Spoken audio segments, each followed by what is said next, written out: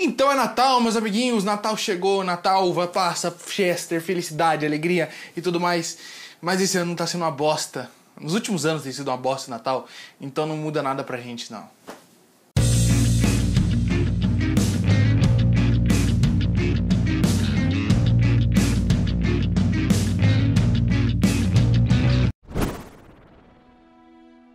E aí, bichão? Tudo bem com você? Seja muito bem-vindo a mais um vídeo da Cronosfera. Um vídeo esse que tá saindo um pouquinho atrasado, mas não faz mal, já que é Star Wars, já que hoje, daqui a pouco, mais tarde, é Natal. Mas, meus amiguinhos, que filme foi esse? Que coisa fantástica, que coisa exuberante, que porra foi essa? Que filme foi esse? Que foi maravilhoso de se ver. Mas então, eu acho que pra iniciar eu tenho na verdade são três coisas pra dizer agora no começo. Primeiro é que semana que vem não haverá vídeo. Sim, não vai ter vídeo semana que vem, porque já que tá muito perto da virada do ano, eu vou preparar algumas coisas, ou pelo menos não vai ter um vídeo normal. Talvez tenha alguma coisa, talvez não, mas eu vou usar essa semana aí pra trabalhar e pensar em algumas coisas pra criar mais coisas legais pro ano que vem e vamos que vamos. A segunda coisa seria que esse vídeo vai ser repleto de spoilers. Repleto, eu digo, completamente. A gente vai falar, destrinchar todos os spoilers, os plots do filme, falar de tudo aqui que aconteceu no negócio. Então, se você não assistiu o filme, pelo amor de Jesus Cristo, vá assistir o filme primeiro, depois você volta aqui e assiste o vídeo, ou sei lá, você sabe o que você faz da sua vida. Mas já vou logo avisando, está cheio de spoilers, está cheio de todos os plots do filme. Eu vou contar tudo aqui, a gente vai explorar os pontos mais interessantes do filme. A terceira e última coisa que eu tenho pra falar antes de começar o vídeo em si é que eu queria comentar sobre a magnífica experiência que é assistir Star Wars no cinema nos dias de hoje. Naquela época também poderia ser, talvez, mas nos dias de hoje é simplesmente sensacional. Porque se você pega os filmes que mais tem público, o filme que mais chama a gente pro cinema hoje em dia, são os filmes de super-heróis, filmes da Marvel, filme da DC e tudo mais. Só que esse tipo de filme ainda tem um público limitado, eles pegam mais as crianças, jovens, beirando ali o começo da adultescência, os iniciantes, os adultos mirins e tal, e o público fica meio restringido nesse quesito, ele fica meio limitado. E Star Wars eu assisti 2 vezes no cinema até então, mas pretendo assistir mais, é um negócio diferente. Eu fui mesmo que a sessão era legendada, tinha várias crianças na sessão, tinha pré-adolescente, tinha adolescente, tinha adulto, tinha quarentão, tinha cinquentão, tinha idosos. Na segunda vez que eu fui assistir Star Wars, tinha muitos velhinhos assistindo o filme, e eu fiquei maravilhado porque eles não estavam lá acompanhando ninguém, eles foram sozinhos. Quero ressaltar aqui um grupo de senhorinhas que tava lá, tinha 4 ou 5 senhorinhas, que foram apenas pra assistir o filme. Não foi a família que levou, eles não foi acompanhar neto, não foi nada. Elas se reuniram e foram juntas, amiguinhas, no shopping andar pra assistir Star Wars. E no final, eles comentando sobre o filme. Foi uma gracinha, a coisa mais linda.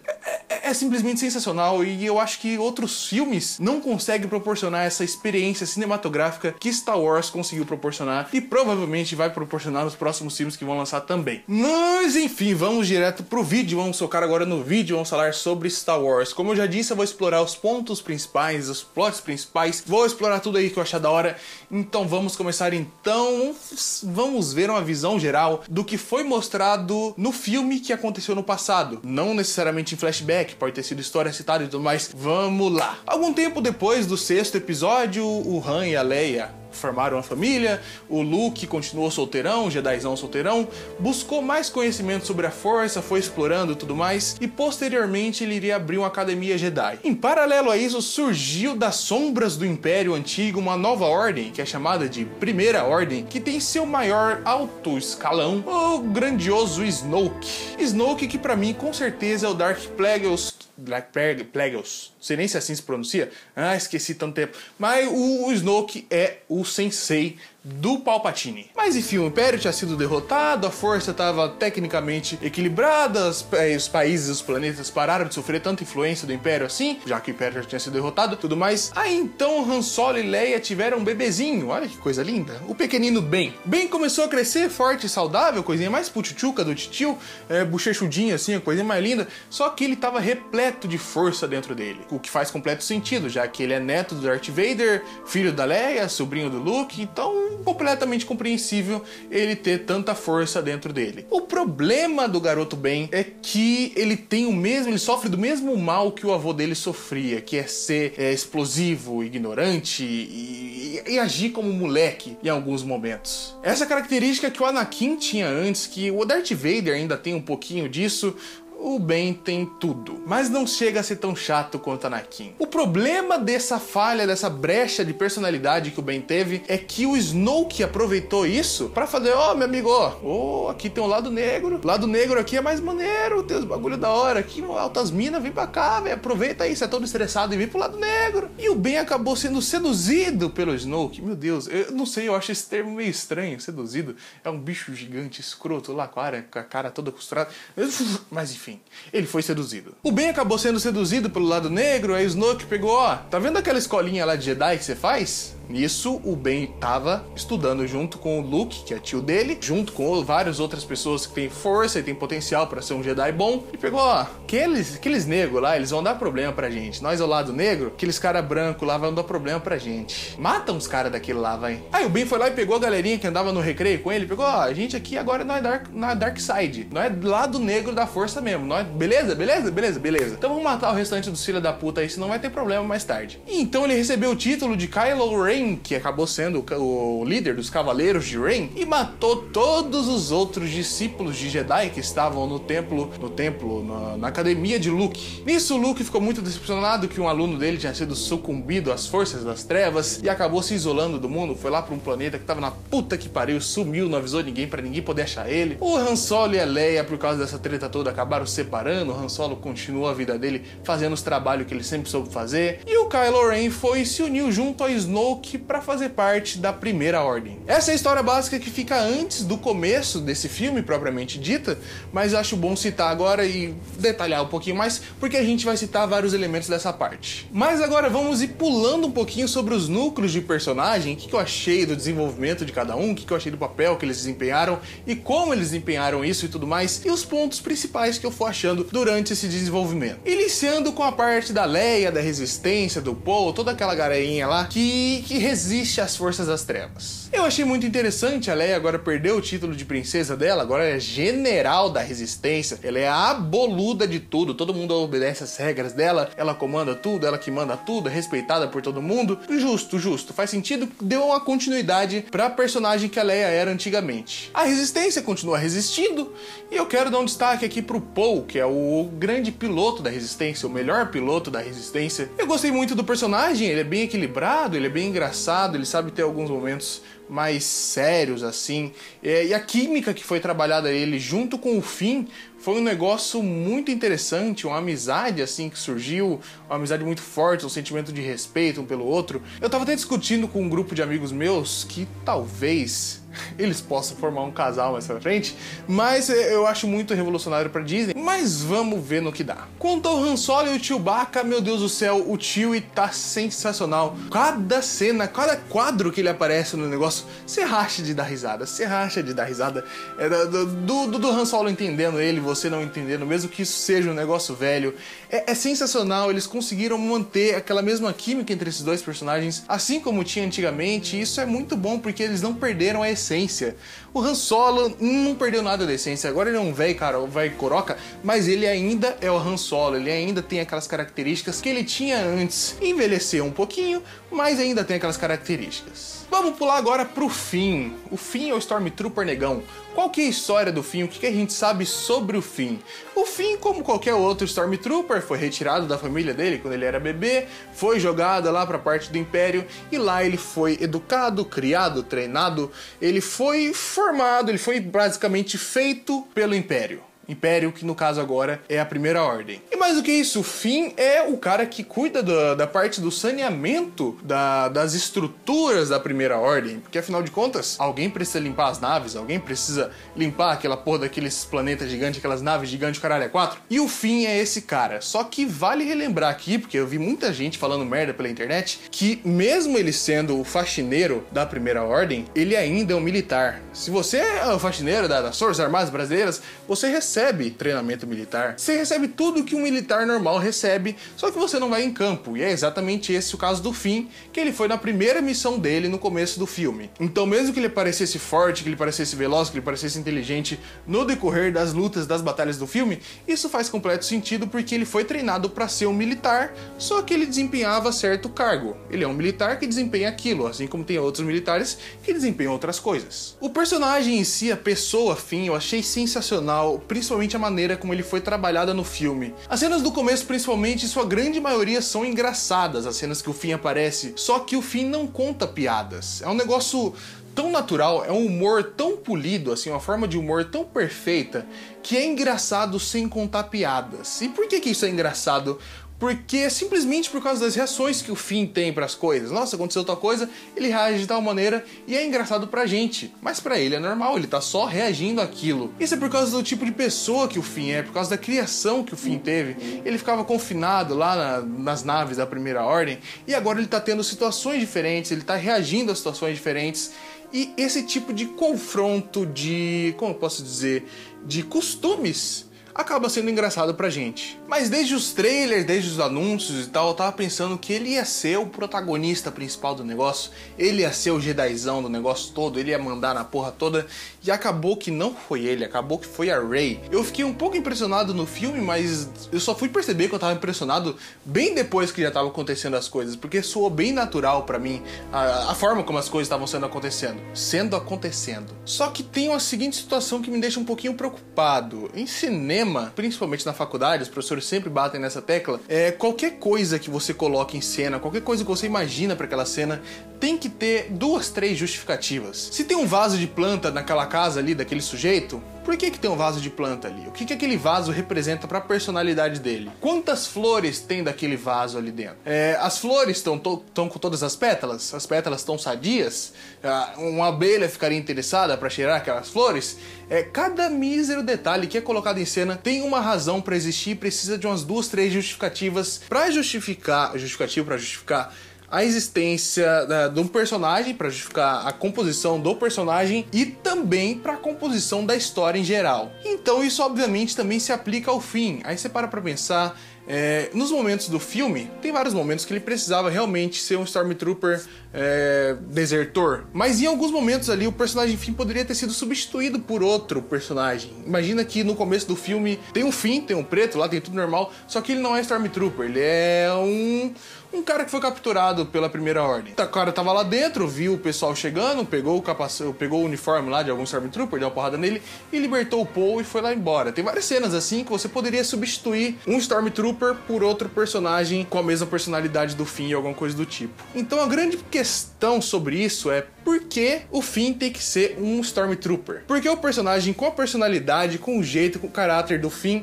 tem que ser um Stormtrooper. E meus pensamentos mais óbvios, assim como já citei na análise do trailer de Star Wars, seria para trabalhar com ele com a força, trabalhar lance de se desvirtuar de um caminho que já estaria pré-determinado por causa da criação que você teve e o caramba 4. Por isso eu fiquei meio com o pé atrás. Eu acredito muito nos próximos filmes, mas eu não sei como é que eles vão tratar isso.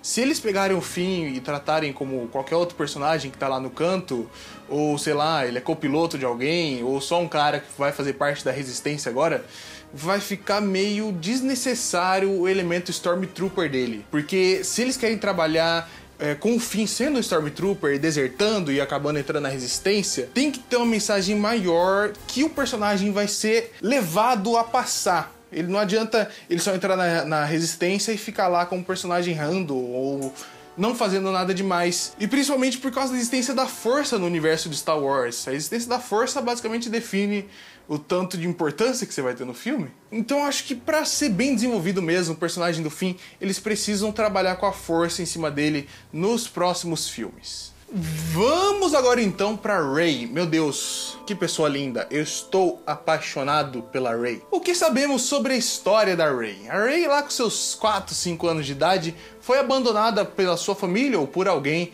no planeta Jakku. O que eu acho interessante dessa cena, vale frisar que na parte que mostra ela sendo abandonada, ela gritando pro pessoal voltar, quem tá segurando ela, quem tá cuidando dela, é aquele Unkar Plutt, eu não sei o nome desse viado, mas é aquele bicho lá, o cara que compra as mercadorias dos sucateiros, o cara que vende, que troca lá as porções pra ela pelas peças e tal. É aquele cara que tá cuidando dela desde o começo. Isso significa que alguém deixou ela lá com algum objetivo, ou deixou pra ele cuidar, ou simplesmente vendeu pra ela. Mas algum propósito maior teve em deixar a Rey lá. E isso a gente vai desenvolver um pouquinho mais pra frente pra tentar teorizar alguma coisa. Eu vi muita gente dizendo que a personagem foi mal construída, que foi muito overpower nas cenas finais do filme.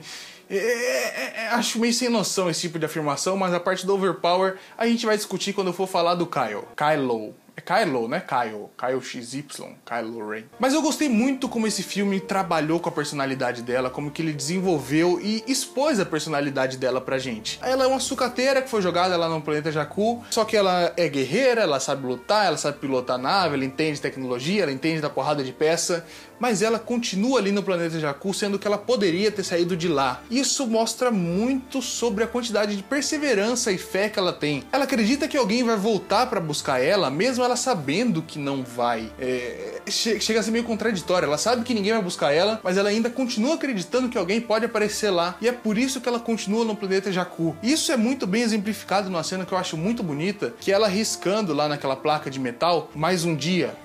Tem uma porrada de risco, que é o tanto de dia que ela tá esperando que alguém venha buscar ela. E essa perseverança, essa fé que ela tem, é o que vai definir a personagem, é o que vai fazer com que o confronto dela e do Kylo acabe se desenvolvendo. O que eu acho de interessante também nas cenas que desenvolvem ela é a cena do BB-8. Ela tá lá, chega lá pra trocar as peças lá por comida com o Carplot. O Carplot, isso aqui vale meia porção de comida.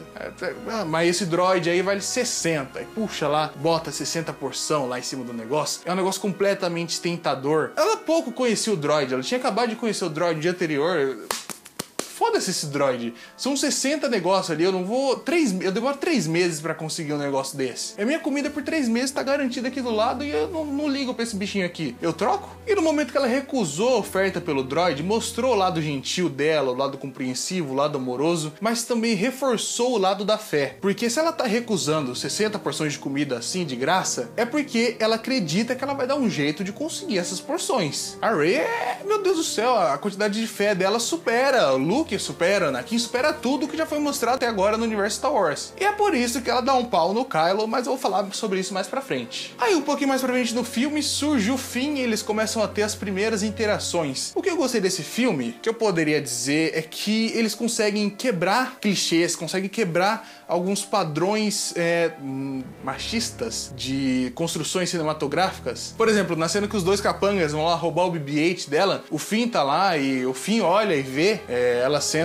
no meio da briga lá com os caras, os bichos tentando levar o robô, e o Finn sai correndo pra tentar ajudar. Só que no meio do caminho, ela deu o pau nos dois caras. O que seria uma construção normal hollywoodiana pra essa cena? O Finn sai correndo, vai lá dar um pau nos dois caras, ela já pega, já apaixona, já molha ali mesmo. E nisso eles conseguiram quebrar esse padrão, um padrão de construção de história, e isso também é mostrado em outras cenas, como por exemplo, toda vez que o Finn vai correr, ele pega e puxa a mão dela, ela fica repetindo sempre que não precisa de ninguém segurando na mão dela, porque ela sabe correr sem segurar na mão. Isso é interessante, é um discurso que não fica forçado, fica bem sutil ali, uma cena engraçada, e você capta a mensagem disso, você capta que ela é uma personagem forte, que ela é uma personagem independente, e que não precisa agarrar na mão de ninguém pra conseguir se desenvolver na história e pra conseguir ser alguém e conseguir fazer alguma coisa no filme. Tanto que um pouquinho pra frente disso, depois de várias tretas, ela salvou o Finn, o caralho 4, e tem um momento que ela dá a mão pro Finn se levantar e sair correndo. Ali eu já saquei que a onda desse filme seria diferente, que ela teria uma grande importância, que a importância dela, no caso, seria maior que a do Finn pra história do filme. Com relação à química da Rey com o Finn, é um negócio impressionante, um negócio muito interessante. Tem uma química, tem uma ligação muito forte entre os dois, e que eu achei interessante que isso não caiu pro lado romântico. Não ficou o filme, ai meu Deus, isso aqui é um casalzinho que vai ser formado durante esses 3 filmes. Até mesmo a trilogia original tinha esse lado romântico, esse triângulo amoroso pra ser decidido, mas nesse filme eu não senti isso, eu senti só que eles têm uma ligação que não chega a pisar no romântico, fica mais no campo da amizade e do respeito mútuo. É um negócio bonito até. Eis então que mais pra frente ela começa a ser chamada pela força. a força chama por ela, o sabre de luz do Luke chama por ela, e ela vai lá, ela descobre a existência da força, ela fica chocada com aquilo, ela sente, começa a sentir a força, fica meio abalado por causa daquela situação, porque, porra, não é um negócio simples, é um negócio fácil de compreender. E mais pra frente ainda, seguindo essa mesma base, o Kyle pegou e capturou ela, aí começou a usar a força da mente dela pra tentar descobrir os segredos do posicionamento do Luke. E nisso eu achei interessante, porque ela já sabia da essência da força, e ela já tinha descoberto que ela tinha força, a força era grande nela. E o Kyle mexeu com a mente dela e não conseguiu obter nenhuma resposta, e nisso ela entendeu mais ou menos o funcionamento da força, e acabou usando no Kyle. E acabou usando lá o ponto fraco dele, dizendo o ponto fraco, e o bicho ficou meio abalado, ficou meio bolado. E depois disso ela começou a usar realmente o poder da força, usar o poder mental sobre os soldados lá, os troopers, pra poder sair de lá. Vamos falar então sobre Kylo Ren, o vilão da história, o grande vilão. Eu vi muita gente falando que ele era um vilão muito fraco, que pecou muito em desenvolvimento, achou ele muito infantil, muito mimado, mas vamos pensar um pouquinho, esse personagem é bem mais complexo do que parece ser, e a forma como eles abordaram o personagem também é bem complexa. O Kylo é filho do Han, filho da Leia, sobrinho do Luke, foi treinado pelo Luke no começo, então ele teria tudo pra ser do lado luminoso, não gosto desse termo, lado luminoso, do lado branco da força. Mas por causa de uma característica da personalidade, ele foi usado pelo Snoke e acabou se voltando pro mal. Mas o que eu gostei no filme é que eles não tratam ele como um mal absoluto ainda. Principalmente no momento que ele tá conversando ali com a máscara do Vader. Ele fala que ele estava sendo tentado pela luz. É um sentimento meio contraditório. Você parar pra pensar, porra, a luz é um negócio bom, mas ele tá sendo tentado. Só que se você parar pra pensar mesmo, bom e ruim é questão de perspectiva. Então, ser tentado pela luz pra ele é a mesma coisa de estar sendo tentado a atrair os próprios ideais. E o problema é que os ideais opostos deles, os ideais que ele está sendo tentado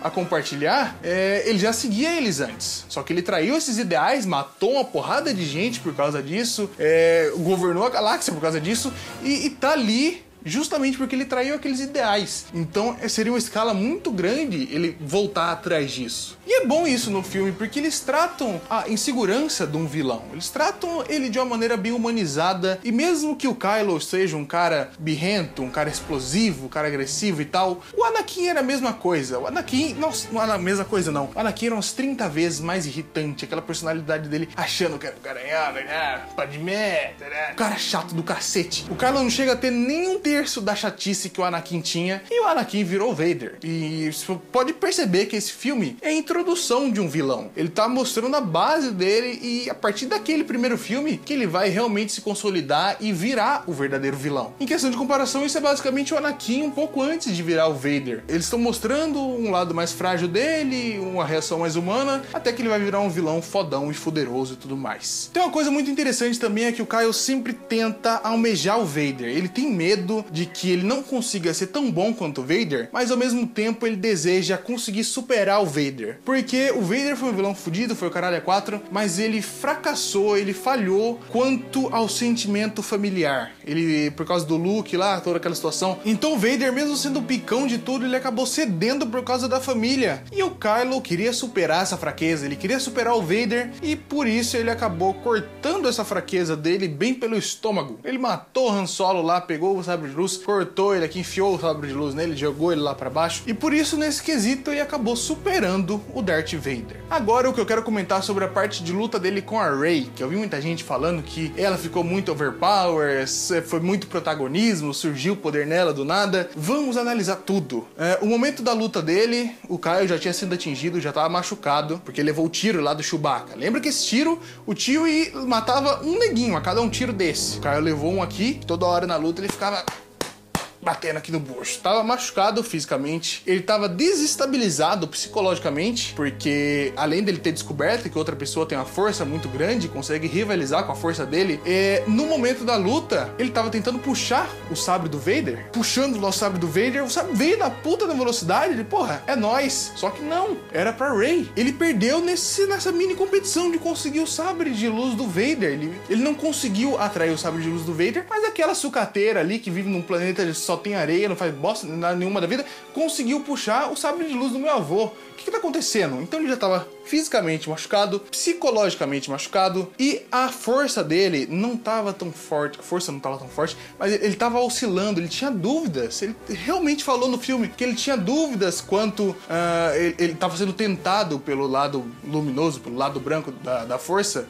Então, quando você tá com dúvida, quando você tá andando em alguma coisa, se tem alguma incerteza, alguma coisa, você não fica tão forte quanto você poderia ser. E isso afeta diretamente na força, porque afinal de contas a força é uma religião. Se você acredita pouco, se você acredita muito, isso vai fazer muita diferença na hora de você conseguir lutar. Então temos aqui os pontos do Kyle. Ele tava machucado, tava desestabilizado psicologicamente e tava em dúvida, então a força dele ficou meio afetada. Agora vamos pra Rey. A Rey não tava machucada, a Rey não tava desestabilizada psicologicamente, ela tava meio chocada por causa da morte do Solo, mas ela não tava desestabilizada. Pensa agora tudo que eu já falei nesse vídeo desde o começo sobre a fé da Rey. A Rey acredita em coisas que ela sabe que não vai acontecer. Ela persevera, ela continua acreditando, batendo naquela tecla. Ela é um protagonista de shonen. Só que antes ela não conhecia a força, ela não tinha certeza da existência da força. Agora ela sabe que a força existe e sabe que a força é grande dentro dela. Então o que ela basicamente fez? Ela tinha uma fé muito grande que não era depositada em nada e agora surgiu a força. Ela pode depositar essa fé inteiramente na força. Então a fé dela, a crença dela,